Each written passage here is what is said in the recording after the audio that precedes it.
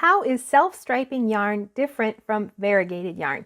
It really comes down to the length of the color repeats. With self-striping yarn, they are very exact, measured out, so you get those exact stripes.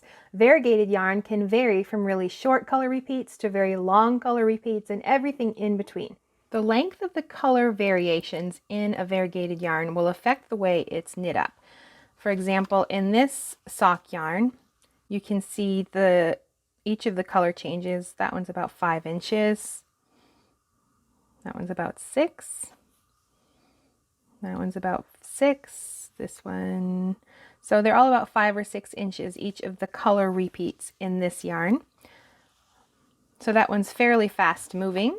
Then we have this yarn, a cotton dishcloth yarn, and the repeats in this one. This one is more than 12 inches long. Ooh, more than 12 inches, much more.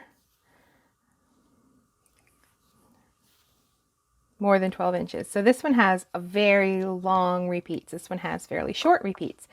You can be broken into about 3 different categories. Really short repeats of about 4 inches, and then from 4 to 7 or 8 inches like this one here, and then ones that are longer than 8 inches like this one here.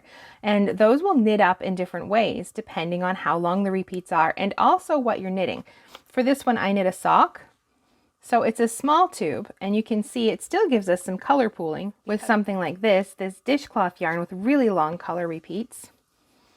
This shows you really get more pronounced color pooling with this. So you can see how it color pools differently than this sock yarn. Now, how is this kind of yarn different from self-striping yarn? This is a self-striping yarn, and you can see the color repeats in this are very, very long, that whole big section of red.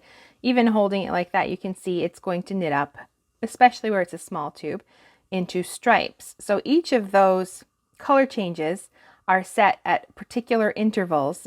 This one has small stripes interspersed with larger stripes.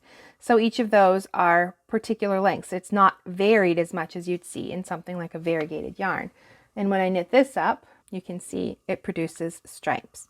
So the only difference between variegated yarn and self-striping is the length of the color repeats and how varied they are. In a variegated yarn, they're going to be more varied. In a self-striping, they are pretty exact, so you can get those stripes in your sock.